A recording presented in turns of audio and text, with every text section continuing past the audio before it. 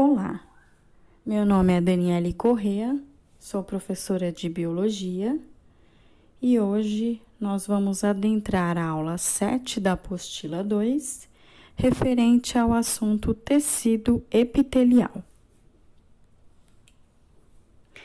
Bom, antes da gente adentrar ao tecido epitelial, vamos recapitular alguns conceitos básicos da biologia.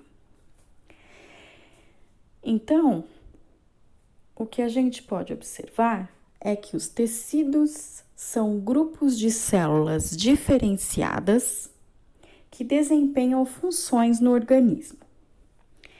Na figura abaixo, a gente pode relembrar conceitos básicos partindo da célula.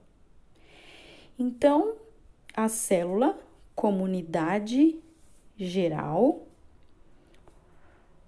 um grupo de células formam os tecidos, um grupo de tecidos formam os órgãos, um grupo de órgãos formam sistemas e os sistemas fazem parte do nosso organismo. Imaginamos que a gente tenha uma célula cardíaca.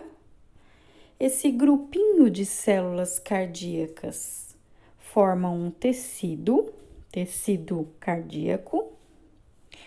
O tecido cardíaco forma o órgão, que seria o coração. O coração, junto com outros tecidos, outros órgãos, formariam os sistemas, que seria o sistema cardiovascular,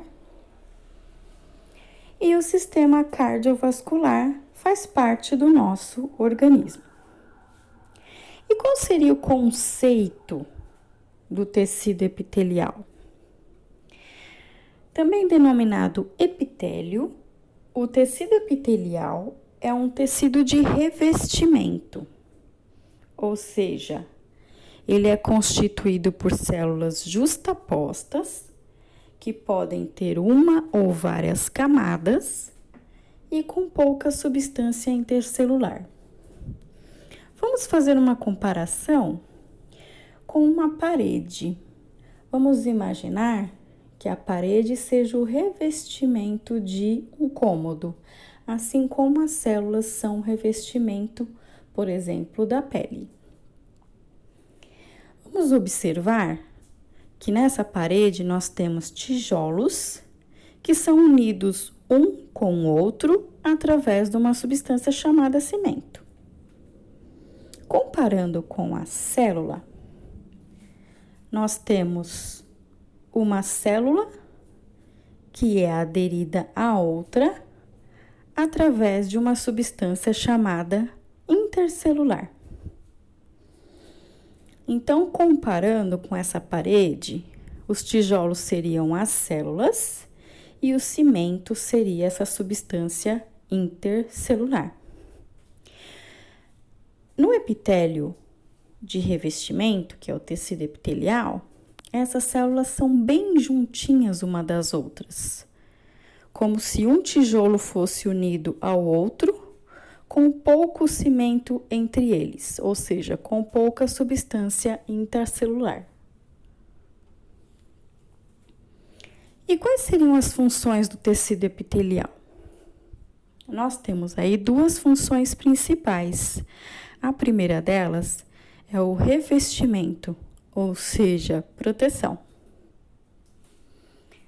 Revestimento, a gente tem o interno e o externo. No revestimento interno, são células do epitélio que revestem o nosso corpo por dentro. Temos como exemplo as mucosas. Nesse epitélio do revestimento interno, ele é constituído por células epiteliais vivas e sem a presença da proteína queratina.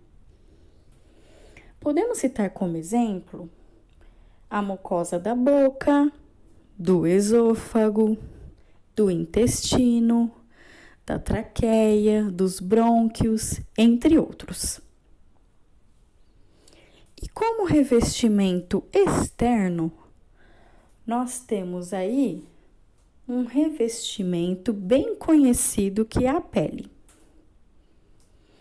A pele nos reveste por fora, é o tecido epitelial externo. E já que ela reveste por fora, ela precisa ter um componente diferente. Ela possui a epiderme, que é constituída de células epiteliais mortas e também constituída com a proteína queratina. Por que ela apresenta essa queratina e, ao mesmo tempo, essas células mortas? Porque ela apresenta uma função diferente, que seria a resistência e a impermeabilização. Ou seja, essa queratina vai fazer com que a pele apresente uma resistência e não se rompa a qualquer pancada ou machucado. Imagine que toda vez que você encostasse a pele em algum lugar, se ela não possuísse essa queratina, ela ficaria prejudicada e abriria com facilidade. A queratina é uma substância bem conhecida.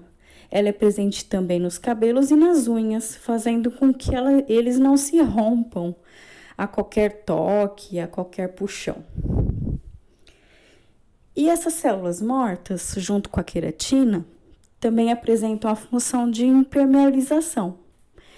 Vamos supor que na hora do banho, se nossa pele não tivesse essa proteína, essa camada da epiderme, nós praticamente poderíamos absorver toda a água que cairia no nosso corpo, porque não teríamos essa barreira de impermeabilidade. Então, essa camada de células mortas e a queratina faz com que o nosso corpo não absorva a água nem diversas substâncias presentes no meio externo. Senão parecíamos esponjas e absorveríamos tudo que estivesse em contato com o nosso corpo. Outra função do tecido epitelial seriam as glândulas, que têm uma função de secreção. As glândulas são grupos de células epiteliais que secretam as substâncias para o organismo. Então, além da função de proteção revestimento, as células epiteliais também possuem a função de secreção. A gente pode citar como exemplo as glândulas salivares e as lacrimais. Então, existem células epiteliais no corpo que, além da função de revestimento e proteção, secretam algumas substâncias para o nosso organismo. Toda vez que choramos, as glândulas lacrimais produzem a lágrima para lubrificar os olhos para fora do organismo, enquanto as glândulas salivares produzem saliva para lubrificar a nossa boca, a nossa cavidade oral, toda vez que falamos ou comemos algum alimento. Aqui nós temos uma ilustração para que vocês possam compreender melhor o tecido epitelial. Nós podemos observar que no topo apresenta-se a epiderme. A epiderme, mais uma vez, reforçando, ela é constituída de células mortas e queratina, que oferecem impermeabilização e também resistência. Abaixo nós temos células vivas, abaixo da epiderme. E aí, um pouquinho mais abaixo, vocês vão ver que existe uma glândula exócrina, que é uma glândula, no caso dessa pele, uma glândula sudorípada. Essa glândula sudorípada, ela produz o suor que vai ser exalado pelos poros. Observe que as células do tecido epitelial são juntinhas uma das outras, coladas uma nas outras, com pouca substância intercelular, ou seja, com pouco cimento para unir uma às outras. Mesmo as glândulas, elas são também células juntinhas, justapostas, só que com uma função a mais. Além da função de revestimento e proteção, elas também possuem a função de secretar substâncias para o nosso organismo, que no caso dessa ilustração é uma glândula sudorípada que irá secretar o suor através dos nossos poros. Agora, após assistir essa aula, temos algumas orientações gerais. Você deve realizar a leitura da apostila 2 correspondente ao tema, ou seja, o tema de tecido epitelial. Deve-se fazer um resumo no caderno para facilitar a resolução dos exercícios, bem como a fixação dos conteúdos. O resumo é de suma importância, porque ele evita que toda vez que você for estudar para a prova ou realizar algum exercício e tiver dúvida, que você tenha que voltar à aula ou consultar a apostila. Então, esse resumo com os pontos principais, realizado no caderno, faz com que você só consulte o caderno para relembrar algumas coisas da matéria.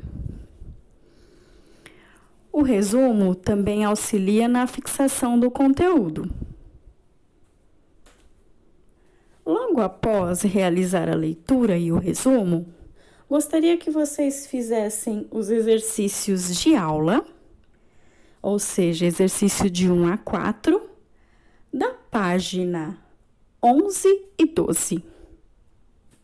E os exercícios adicionais da página 19, exercício 1 a 5. Em seguida, poderá ser enviado para o e-mail danielescore@bol.com.br, a fim de que eu possa observar a assimilação do conteúdo de vocês, ao mesmo tempo corrigir os exercícios. Bons estudos!